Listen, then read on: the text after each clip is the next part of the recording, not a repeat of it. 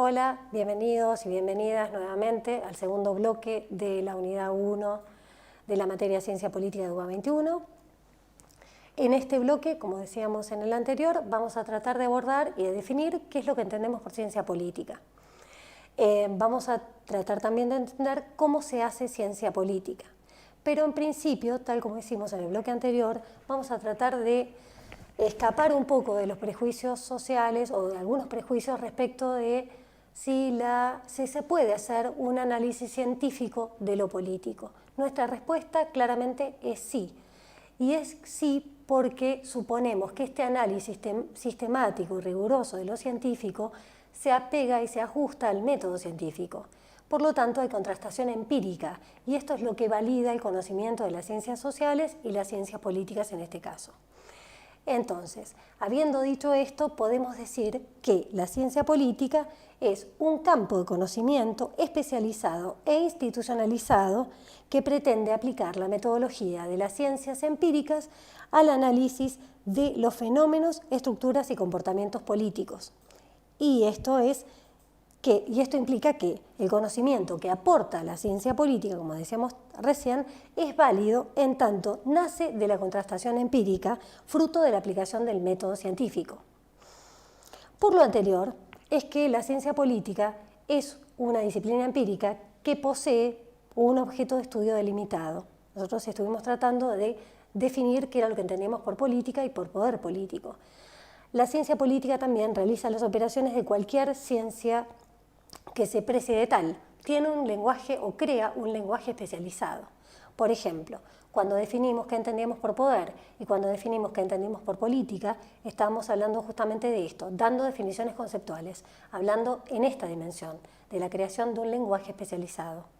La ciencia política también tiene una metodología propia, un método de abordaje propio del objeto de estudio de aquello que quiera analizar. Y la ciencia política también puede explicar y clasificar fenómenos sociopolíticos y también puede, a partir de eso, formular teorías, generalizaciones y leyes de probabilidad histórica. Ejemplos de clasificación de fenómenos sociopolíticos.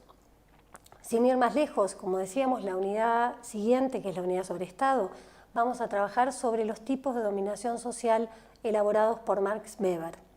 Eso es un tipo de clasificación o de tipología. Cuando trabajemos sobre partidos y sistemas de partidos, vamos a apelar a la clásica definición de sistema de partidos de Giovanni Sartori.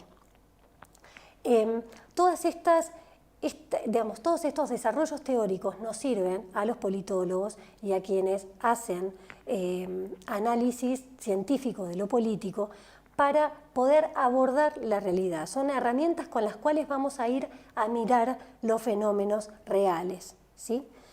Ahora bien, para poder establecer que este conocimiento, como decíamos recién, para poder establecer que este conocimiento que brinda la ciencia política es un conocimiento válido, la ciencia política se ajusta, al igual que las otras ciencias sociales, a los pasos o respeta los pasos y las etapas de una investigación.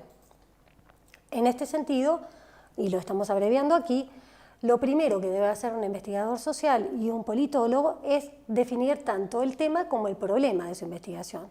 En este punto, cuando define el tema y el problema, lo que está marcando es, el tema parte básicamente de los intereses personales del investigador y son aquellas cosas que le preocupan, que le interesan, que lo molestan incluso, y que además tienen que ver con la comunidad científica en la cual está inserto. Los problemas científicos no nacen de los árboles, los problemas científicos se construyen al interior de una comunidad científica determinada. Y también es importante destacar aquí que cuando un investigador define tanto el tema como el problema de su investigación, lo que también está haciendo es definir el marco teórico con el que va a trabajar. Y esto es sumamente importante. El segundo paso es el planteo de las hipótesis. Bueno, aquí lo que va a hacer el investigador es establecer relaciones causales de causa y efecto, teniendo en cuenta que en los hechos sociales o en el mundo social no es posible establecer la unicausalidad, sino que hay multicausalidad. Y aquí es donde el marco teórico empieza a tener importancia, porque el marco teórico es el que va a señalar cuáles son los elementos o las cuestiones que voy a tener más en cuenta o que voy a privilegiar a la hora de explicar aquello que estoy tratando de analizar. El diseño de la metodología tiene que ver, que es el tercer paso, tiene que ver con la pregunta acerca de cómo voy a abordar mi objeto de estudio, mi objeto de análisis, mi problema de investigación. Aquí voy a tener que definir qué tipo de metodología, voy a tener que definir también cómo recolecto los datos. Finalmente, o casi finalmente, llegamos al momento más importante, que es el de la contrastación de hipótesis. Obviamente un científico social y un politólogo no pueden recurrir al método experimental, pero sí pueden recurrir, por ejemplo, al método histórico, al método comparativo, al método estadístico. Y esto involucra poner, digamos, contrastar, no corroborar, sino contrastar mis hipótesis, mis posibles implicaciones con la realidad. Luego vienen las conclusiones. Nos vemos en el próximo bloque.